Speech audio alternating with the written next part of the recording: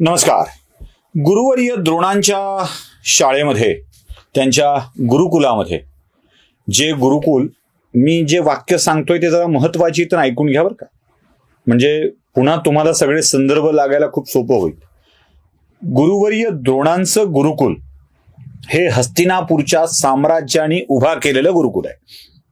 म्हणजे हस्तिनापूर राज्याच्या गुरुकुलात, त्यांच्या स्वतंत्र शाळेत, जसं आपल्याकडे संस्थांच्या शाळा असतात आहेत ना, जसं आपल्याकडं पाचगणीमध्ये वेगवेगळ्या शाळा आहेत, जसं डेहराडूनला खूप छान छान शाळा आहेत, या मोठ्या लोकांच्या शाळा, तशी हस्तिनापूरच्या साम्राज्याच्या शाळेमध्ये आचार्य द्रोण कौरव आणि पांडवांना युद्धशास्त्राचे, शस्त्राचे, शास्त्राचे प्रशिक्षण देत आहेत. प्रत्येक राजपुत्र वेगवेगळ्या विद्येमध्ये निपुण होतोय.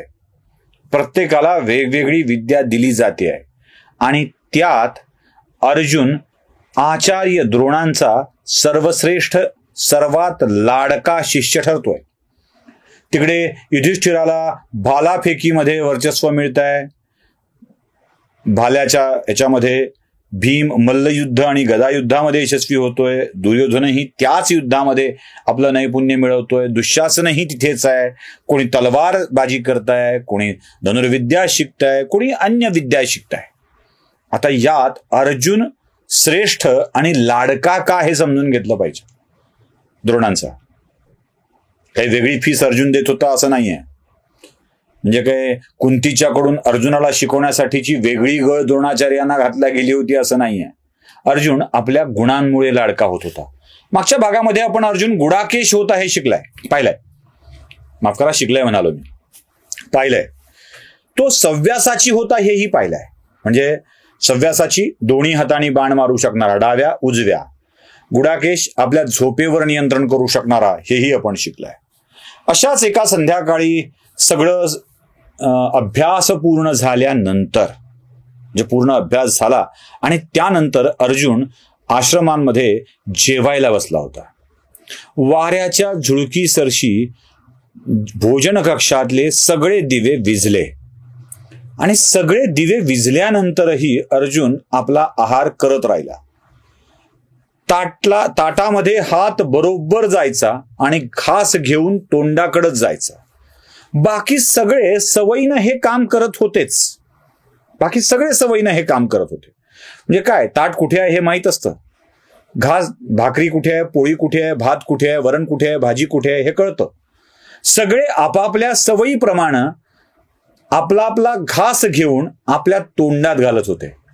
म्हणजे डोळ्याकडे घास गेलाय असं होत नव्हतं, नाकात घास गेलाय असं होत नव्हतं, कानाकडे गेलाय असं होत नव्हतं. आपापल्या सवयीनी ताटात घातलेला हात घास घेऊन बरोबर भाजी किंवा वरणामध्ये बुडवून तोंडाकडेच येत होता आणि सगळ्यांचं जेवण चालू होतं.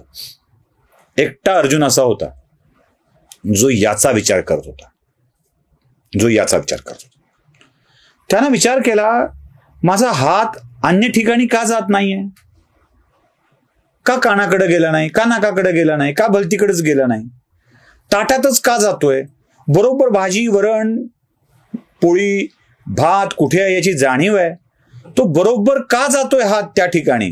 त्याच्या लक्षात आलं की माझ्या हाताला, माझ्या मेंदूला या सगळ्या गोष्टींची सवय लागलेली आहे.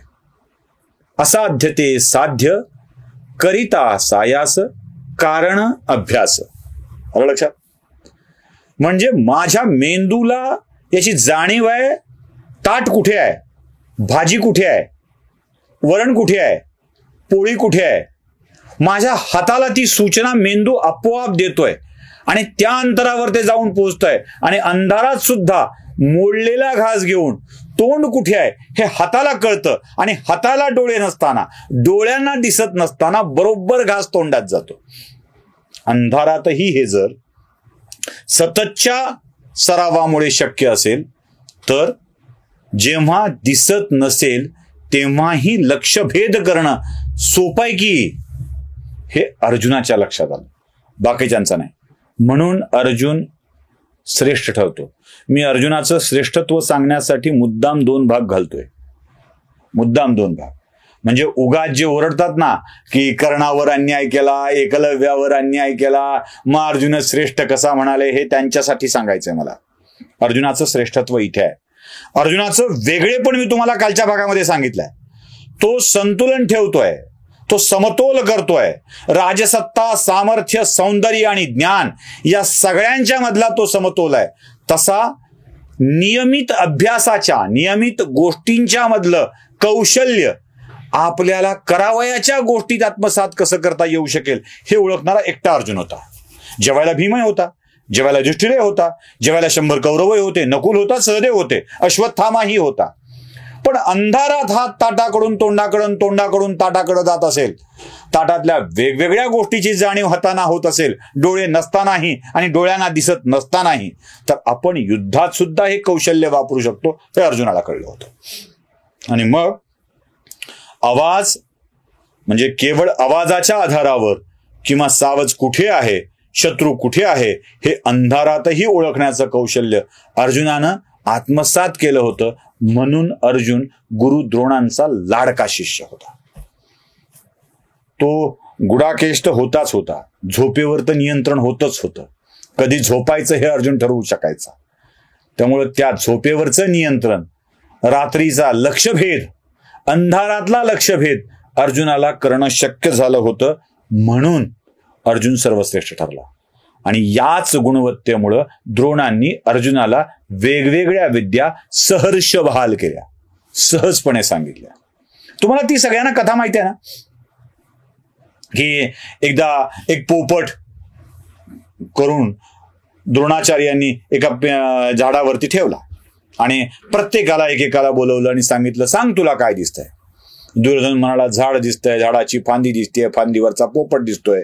ते म्हणले, सर एक आला, कुणाला आकाश दिसलं, कुणाला फांदी दिसली, कुणाला झाड दिसलं, कुणाला काय दिसलं. युधिष्ठिराला ते म्हणले, तुला काय दिसतंय. ते म्हणले, मला पोपट दिसतोय. ते म्हणले, सर. अर्जुनाला विचारलं, तुला काय दिसतंय. ते म्हणलं, मला पोपटाचा डोळा.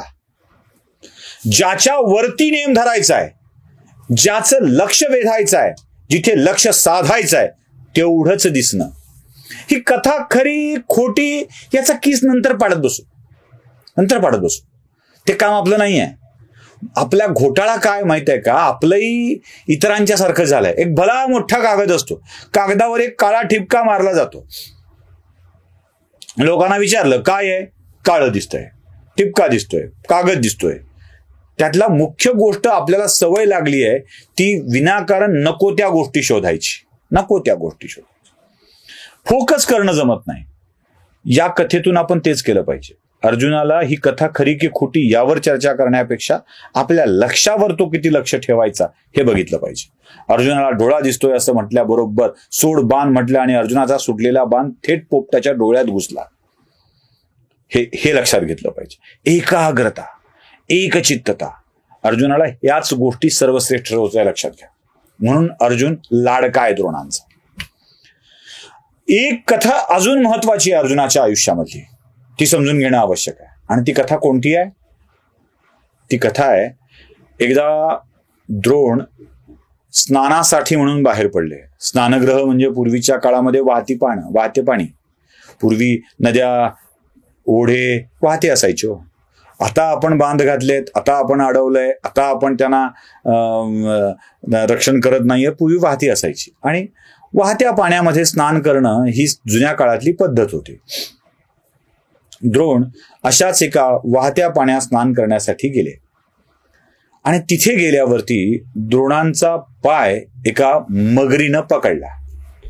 आता आजूबाजूला कोणी नाही, स्नानाला गेल्यामुळं सगळी शस्त्रही द्रोणांनी बाहेर ठेवलेली आणि तेवढ्यात मगरीनी पाय पकडलेला. करायचं काय हा प्रश्न. पण आपल्या गुरुच्या मागे सावलीसारखा राहणारा अर्जुन तिथे होता. अर्जुनाकडं धनुष्य होता, बाण होता. ज्या क्षणी गुरुचा पाय मगरीनं पकडला याची जाणीव अर्जुनाला झाली, त्या क्षणी अर्जुनाने मगरीचा भेद केला, लक्ष भेद केला आणि मगरीनं आपल्या एका बाणासरशी गुरुजींचा पाय सोडला आणि द्रोण तात्काळ बाहेर आले. मग त्या पायावर उपचार करणे, जखमेवर हळद लावणे, मलम करणे, लेप लावणे ही सगळी कामं अर्जुनानं केली आणि गुरूंना सुरक्षित आश्रमामध्ये आणलं.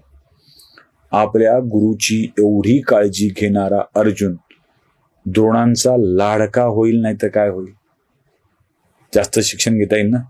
आणि मी आधीच सांगितलंय, गुरु द्रोण कुरुवंशाच्या स्वतःच्या शाळेमध्ये शिकवायला ठेवलेले नौकर होते. मी तुम्हाला गुरु द्रोणांच्या जन्माची कथाही सांगितलेली आहे. म्हणजे गौतम ऋषी, गुरु द्रोणांचे पिता भरद्वाज ऋषी आणि त्यांची पत्नी अप्सरा घृताची यांच्या संयोगातून जन्मलेले द्रोण कृपकृपीचाही जन्म सांगितलेला आहे. मी मुद्दाम हे पुन्हा पुन्हा सांगतोय, कारण पुढच्या सगळ्या कथांच्या मध्ये आपल्याला द्रोणांच्या या वागण्याचे अर्थ आणि द्रोणांच्या कृतीचे अर्थ आपल्या लक्षात येऊ लागतील. म्हणून हे लक्षात ठेवायचं आहे.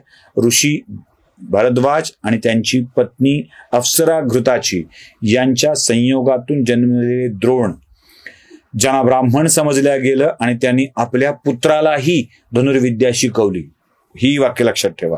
आणि मग जाऊया आपण अर्जुनाच्या या कथेनंतर पुढच्या कथेकडे, कारण दुसऱ्या एका शिष्याचा प्रवेश इथे होतोय आणि तो शिष्य म्हणजे एकलव्य.